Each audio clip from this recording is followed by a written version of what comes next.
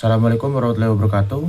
Kenalkan, nama saya Casva Reuben Kenneth dengan NRP 502625117. Pada kelompok kami kali ini, kami ingin membahas mengenai suatu proyek atau suatu produk gagal di dunia, yang dimana kami ambil salah satu contohnya itu adalah produk dari Microsoft, yaitu Windows Vista. Ya, jadi latar belakangnya itu bagaimana kok bisa disebut sebagai produk yang gagal gitu ya. Jadi pada tahun 2007 ya, Microsoft itu merilis Windows Vista sebagai penerus dari Windows XP ya. Saat itu Windows XP itu sudah sangat sukses, stabil dan digunakan secara luas di seluruh dunia. Nah, karena keberhasilan XP inilah pas ekspektasi pasar terhadap Vista itu menjadi sangat tinggi gitu. Nah, Vista itu dikembangkan selama kurang lebih sekitar 5 tahun, sehingga publik itu berharap akan ada peningkatan besar ya, baik dari sisi performa, kemudian baik dari sisi keamanan maupun apalagi tampilannya gitu ya. Microsoft itu memposisikan si Vista itu sebagai sistem operasi yang lebih modern dan lebih aman. Nah, salah satu fitur keunggulannya itu adalah fitur tampilan, namanya fitur tampilan Aero ya, yang lebih visual dan lebih interaktif, serta peningkatan keamanannya pasti ya melalui user account control. Namun target pasar si Vista itu tidak hanya pengguna rumahan, tetapi juga perusahaan dan sektor bisnis. Microsoft itu berharap terjadi upgrade besar-besaran ya dari XP ke Vista. Nah, namun karena si XP ini sudah sangat stabil dan sudah memenuhi kebutuhan pengguna, nah banyak orang tuh merasa, oh, tidak ada urgensi gitu untuk berpindah. Saya tidak perlu untuk berpindah dari XP ke Vista karena saya sudah PW, alias saya sudah nyaman. Nah, karena itu ya, karena banyak user seperti itu, standar pembandingnya si Vista itu menjadi sangat amat tinggi. Nah, Vista itu tidak hanya dituntut untuk lebih baik, namun harus jauh lebih baik agar pengguna itu mau beralih. Nah, dengan ekspektasi pasar yang besar, kemudian reputasi Microsoft juga yang kuat, nah, namanya peluncuran si Vista ini juga sebenarnya memiliki potensi besar. Namun ya karena tadi tingginya harapan itu yang membuat itu yang bikin memperbesar kekecewaan produk yang dirilis tidak sepenuhnya sesuai dengan ekspektasi pengguna. Penyebab utama kegagalan dalam Windows Vista. Pertama adalah masalah teknis dan juga kedua adalah pengalaman pengguna yang buruk ketika awal peluncuran. Pertama, Vista membutuhkan spesifikasi hardware yang jauh lebih tinggi ketika digunakannya Windows XP. Pada tahun 2007, banyak komputer yang beredar masih menggunakan RAM kecil dan juga kartu grafis terbatas. Akibatnya ketika dipasang Vista, performanya terasa lambat, sering lag, dan tidak responsif. Yang kedua, terjadi banyak masalah kompatibilitas driver dan juga softwarenya. Banyak perangkat seperti printer, scanner, kartu grafis belum memiliki driver yang stabil dan juga canggih untuk digunakan di Vista saat rilis. Selain itu, beberapa aplikasi lama yang berjalan di XP tidak bisa berjalan dengan baik di Vista. Hal itu memicu amarah dan juga frustasi bagi para penggunanya, terutama di sektor bisnis yang bergantung pada software tertentu. Dan yang ketiga, fitur keamanan baru seperti User Account Control atau disingkat UAC. UAC memang dirancang untuk meningkatkan keamanan sistem. Namun dalam praktiknya, notifikasi UAC muncul terlalu sering sehingga tindakan sederhana itu memicu amarah dan juga ketidaknyamanan pada pengguna.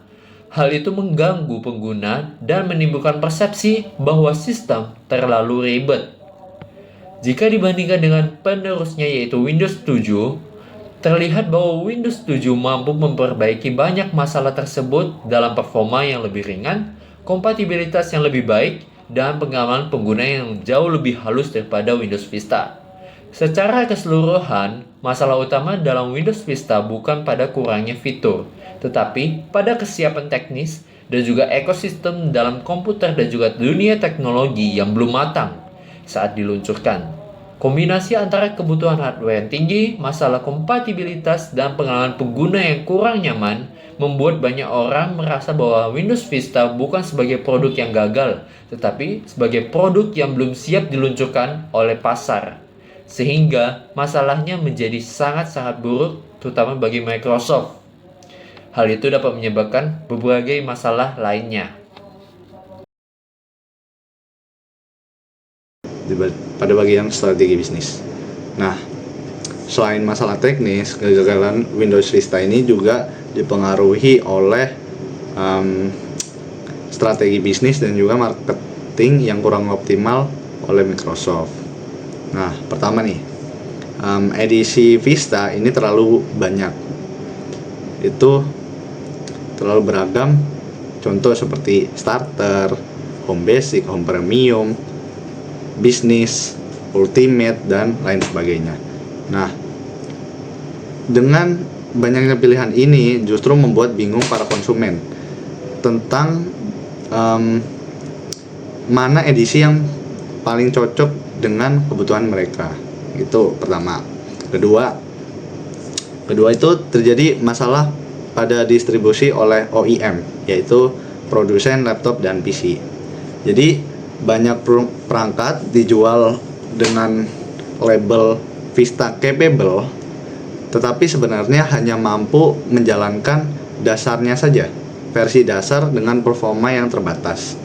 Jadi ketika produsen membeli laptop baru, ketika konsumen membeli laptop baru dan juga memakai Vista dan performanya lambat, mereka menyalahkan Vista, bukan spesifikasi dari hardware yang mereka pakai. Jadi hal ini tuh dapat memperburuk citra produk di kalangan publik.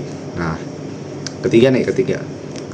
Dari sisi enterprise, banyak perusahaan itu memilih untuk menunda upgrade dari Windows XP. Mereka melihat risiko kompatibilitas software dan biaya migrasi yang terlalu tinggi dibandingkan manfaat yang ditawarkan oleh Vista.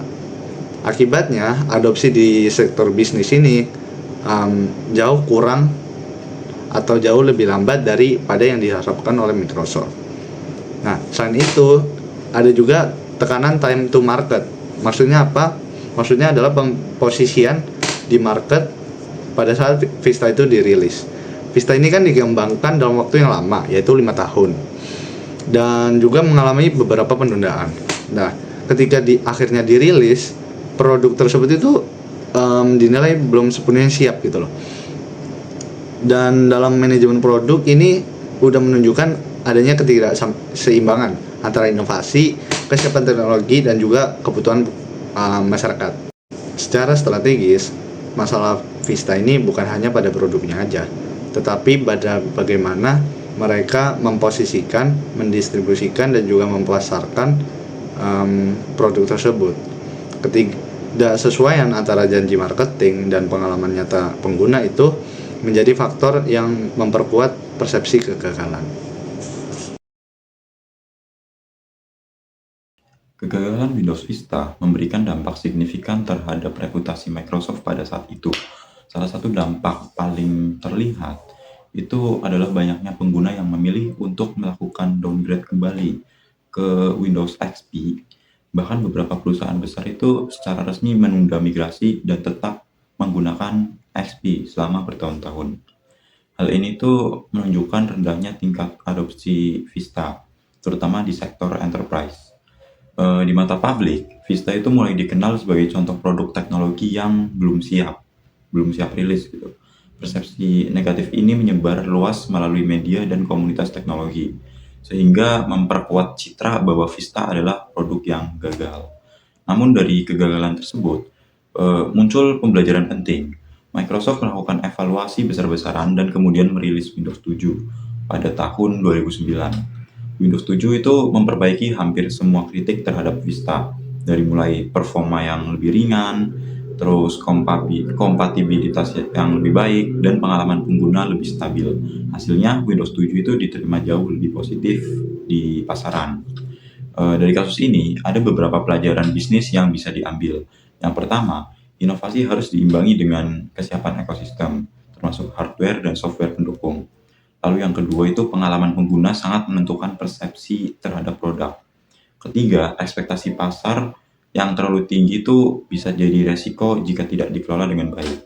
Kesimpulannya, Meskipun Windows Vista sering disebut sebagai produk gagal, justru kegagalan tersebut tuh menjadi turning point bagi Microsoft untuk memperbaiki strategi pengembangan produknya di masa depan.